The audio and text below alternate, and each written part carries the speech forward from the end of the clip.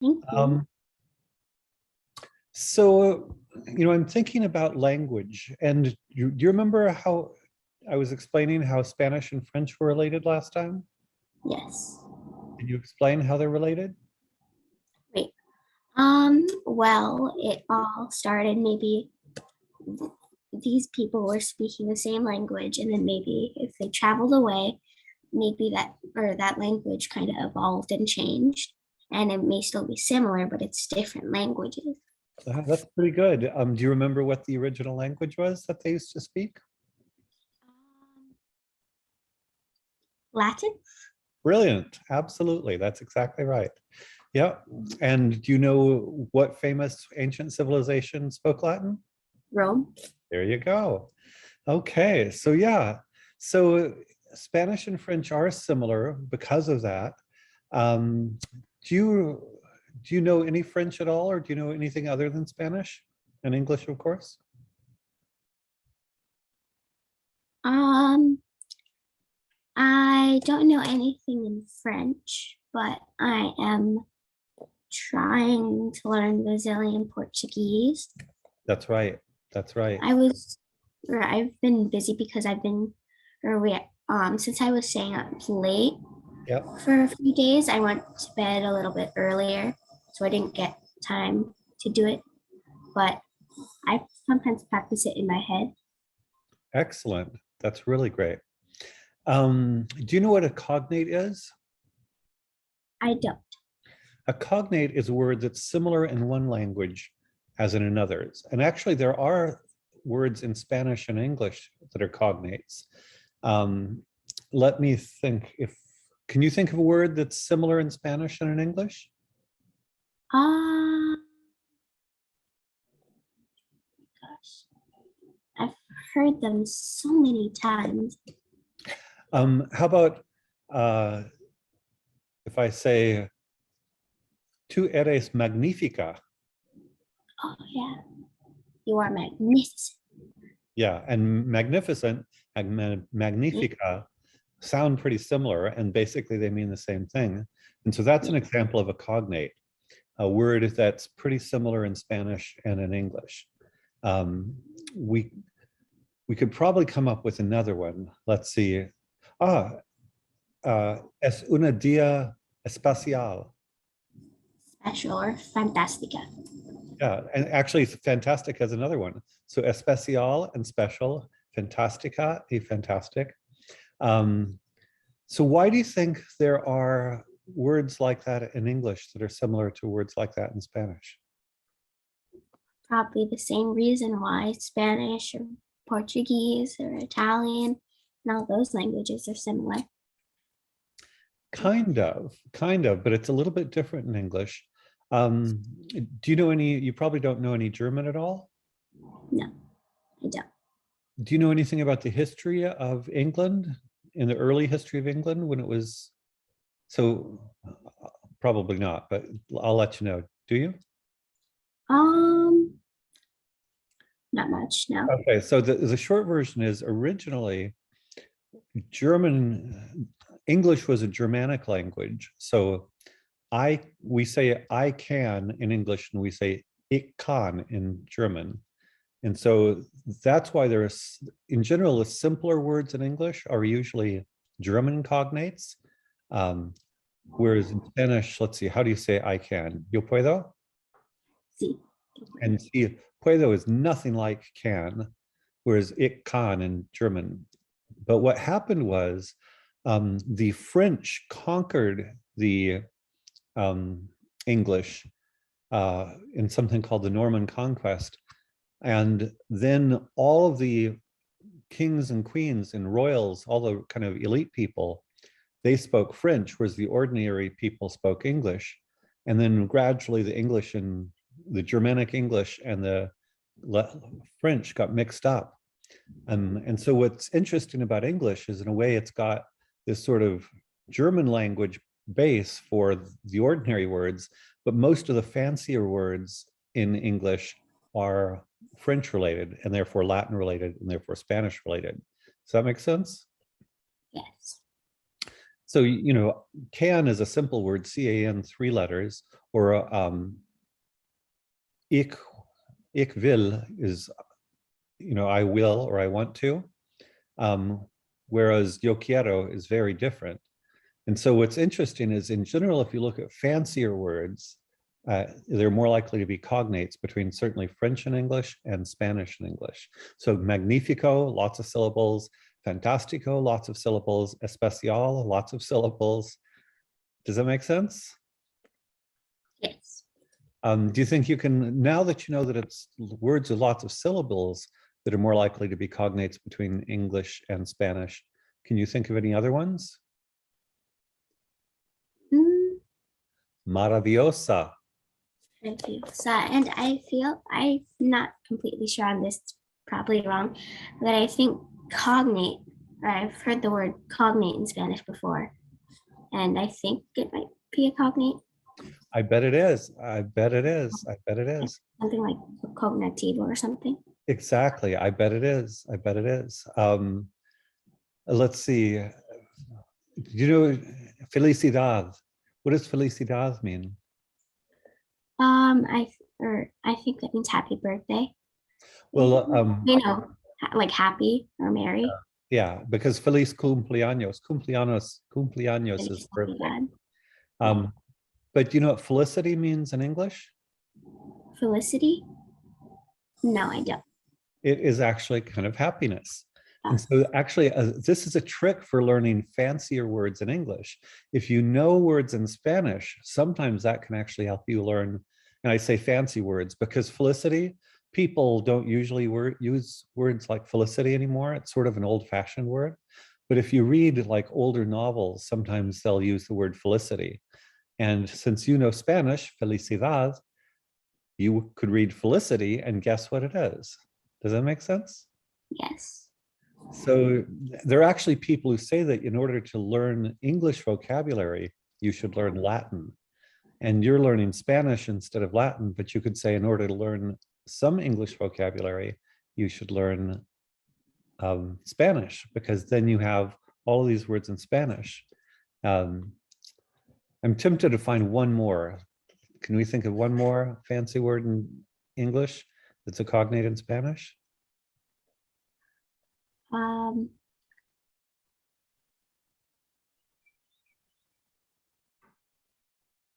Perfecto. Perfecto. I'm trying, because I remember in my Spanish class at school, there's a list of emotions up on the wall, and I feel like some of those are cognates, and I'm trying to think of them. I bet there are. Let's see. The word for emotion is a cognate, but I think between Spanish and English. ¿Y cómo se dice emotion en español? Emociado, or something like that. Emoción? Oh, that would be a cognate, yeah. So why do you think that human beings speak different languages? Why don't we all just speak the same language? Culture, maybe religion. So why do we have different cultures and religions? Maybe when different people moved to different places, and just dialect, maybe that's how maybe religions and cultures could form. So that does this mean if people move, so do people always get new dialects, religions, and cultures when they move? No, not always. So why would they sometimes develop new cultures, religions, and dialects, and sometimes not? Maybe by observing others and comparing them. Maybe to others, they could change. So if you moved to Hawaii, would you develop a new culture, religion, or dialect? Probably not, because, or for one, actually, I mean, I guess I could, and probably not be able to get a lot of people to join in on it, but I could believe something if maybe I moved to a different place. Have you ever heard the Hawaiian language? I've heard a few simple words because my dad knows a few. Have you tried to speak it or learn it at all? My brother found Hawaiian on Duolingo and he does it sometimes, but me, not much. Okay. Hawaiian is a very, very different language. I am pretty certain that there are probably no real cognates between Hawaiian and English. Why do you think Hawaiian would be so different than English? Hmm, probably because maybe or people who spoke English and then people who spoke Hawaiian had or did not meet or join until Christopher Columbus went to different places. And by then, their language was definitely, or they didn't know about us. So why would they change their language Yeah, and their culture? yeah, definitely. That's exactly right. And of course, it was not specifically Christopher Columbus. It was after Columbus, but After but Columbus. still, you're right. Until the Europeans landed in Hawaii, there had been no contact for millions of years, maybe never. We don't know exactly what had happened, but definitely a huge separation. And so, does it make sense that the longer the period of history, the farther languages can diverge from each other? Yes, it does. Do you think cultures would diverge farther as well? Yes. Why? Well, do you know anything about traditional Hawaiian culture at all? Um, what do you mean by culture? Like how they acted or how they farmed? Well, just like Hawaiian language was very different than European languages because they evolved. Have you heard the word evolved? Do you know what it means to evolve? It's when something adapts or changes over time and over history. Yeah, kind of a bit by bit change, and often in response to particular circumstances. So certainly, just as the languages evolved over many thousands of years in very different directions, so too the cultures evolved over in different directions over many thousands of years. So if you think of Hawaiian culture before contact with Europeans, it was very different. And do you know anything at all about its culture before European contact? Me, I have a few books on some myths and legends, but like actual culture, I need to study up on that. Do you think that myths and legends are part of the culture? Actually, yeah, that's true. Like I have this big book, or not big book, but it's about these little people called the Menehune. Hmm. Really interesting, and yes, I guess that is part of the culture. Does it seem like the myths are maybe different from Greek and Roman myths? Yes, they are. Like they might, or some of them have still have like gods and mythical, or yeah, mythical animals. Like there's in some ways it's the same, but also very, very different.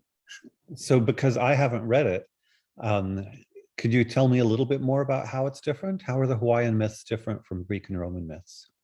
Well, it's not like they turn out the same, but they might have like there's this big mo'o, which is lizard, and maybe there's a bit like the minotaur is pretty big, and that's a half bull man. So that's a difference, is there's a lizard in Hawaiian myths, but a minotaur. Well, that's it's not the main difference, but what I'm saying is it's not the same, but it may have, or it may, or or like I said before, it's they both have gods, they both have legendary or mythical creatures. Mhm. So here's a question. There are some people who think that even though myths are very different around the world, there are also some similarities. So, for instance, there's a claim that one myth that's in all human cultures is the myth of the hero. That there are heroes in Roman and Greek myths. Are there heroes in Hawaiian myths? Yes, because there's Maui, there's different people who saved maybe a tribe's food. Those could be heroes because food was essential. Mhm.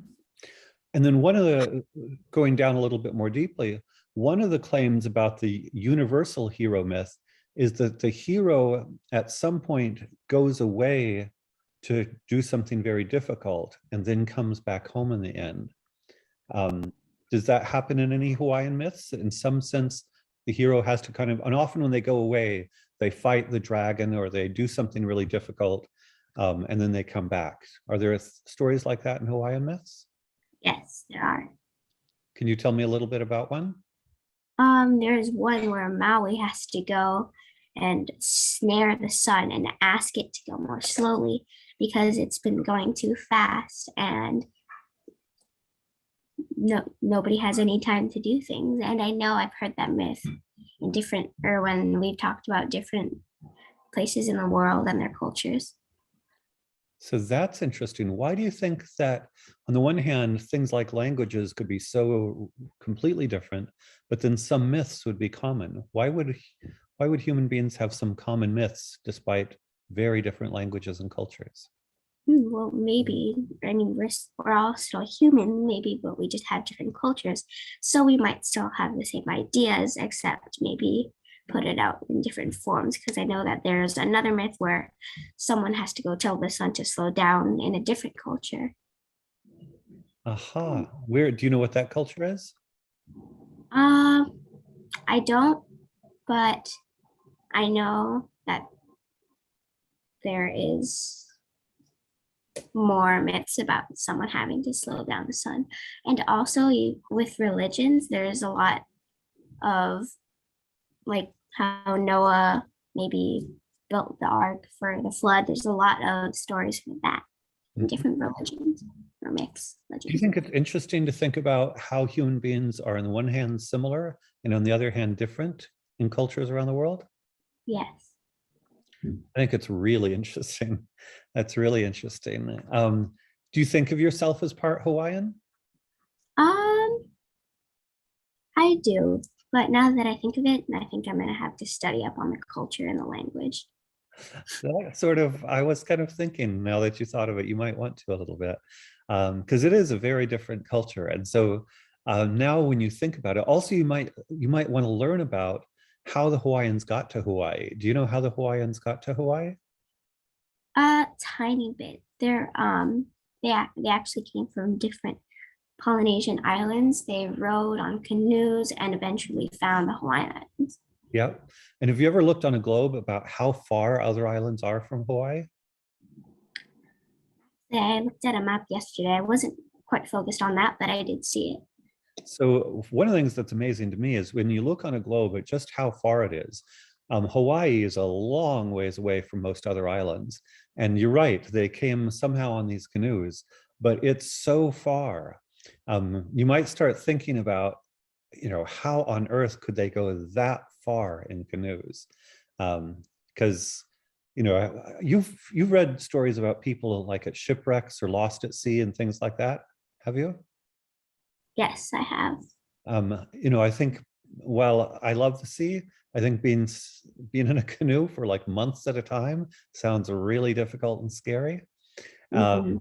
And so you might sort of think about how the Hawaiians got there, because you're totally right, they did on these small boats, but how they went that far. I'll tell you one other thing that's fascinating about the Polynesians that I've heard is that they could navigate in part by putting their hand in the water, and they could feel the ocean currents just by putting their hand in the water. Does that make Mhm. sense? Yes.